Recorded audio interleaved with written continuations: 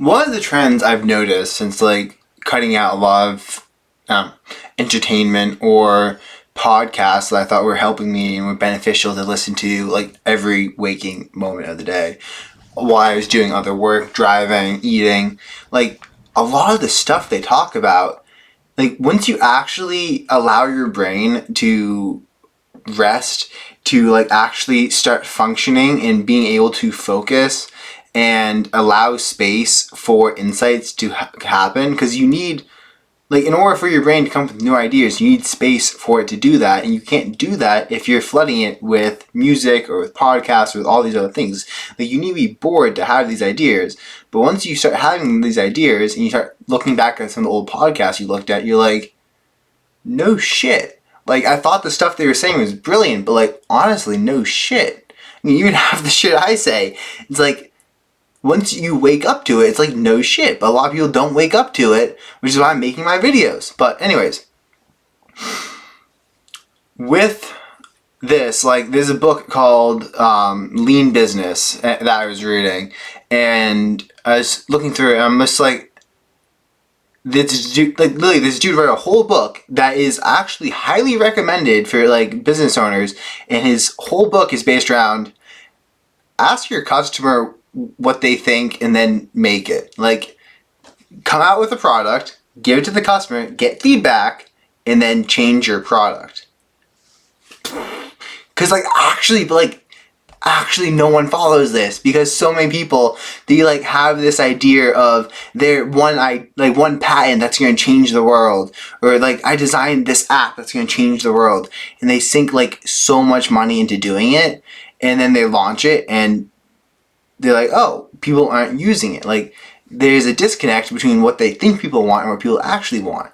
And the whole point of the book is to say, let people test your thing and then give you feedback. It's kind of like driving a car.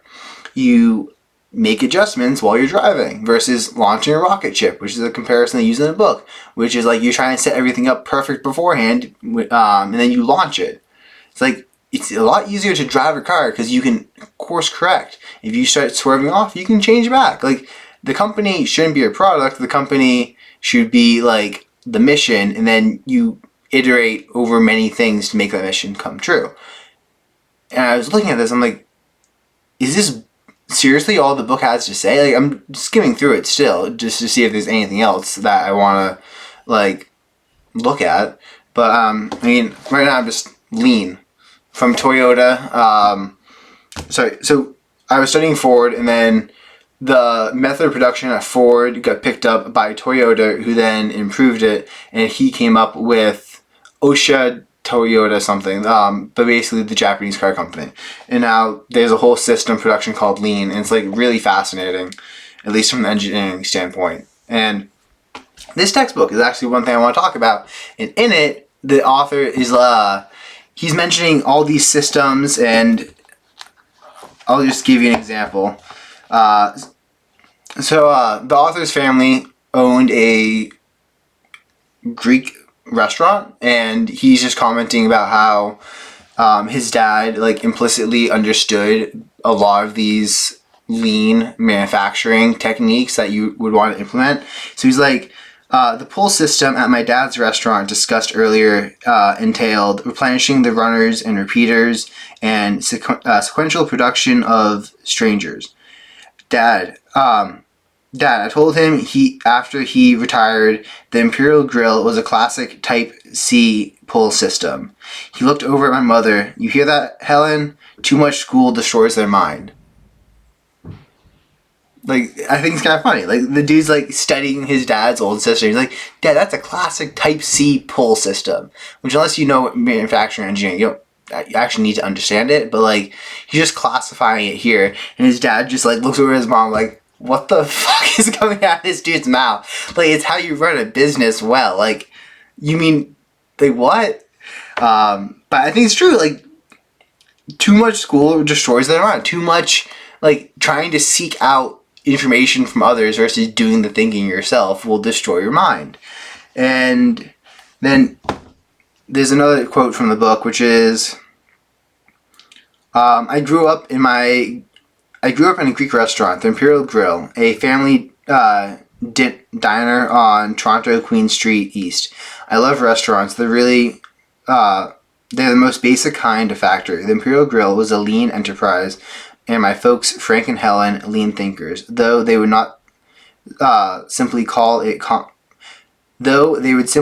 common sense. I can hear my father's voice. This is news. Of course you take care of the customer. Of course you don't waste anything. Of course you keep inventory low. Any idiot knows that.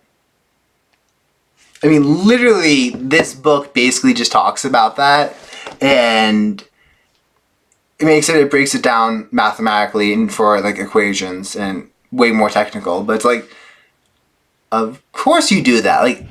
But it spoke to such a deeper thing of like a lot of podcasts we listen to, a lot of like books today. We get in this dilemma of like reading them because like, oh my god, they're so full of like good ideas, they're so full of like good information, I want to implement this and improve my life. You could know all that implicitly if you stopped like just having something going 24/7 that you need to listen to.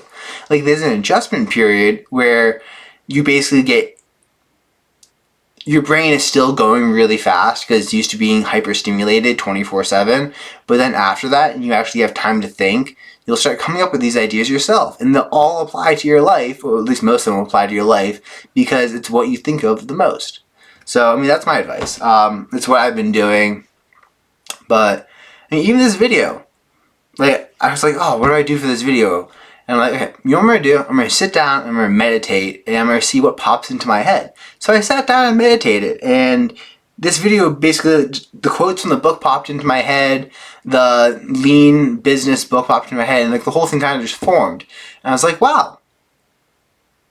All I needed to do was to give myself space in order to come up with this thought instead of trying to like piece chain it together. And I mean, that's a lot of stuff. Like if you literally just sit down and think about a problem you're having, to come up with a solution. It's pretty easy.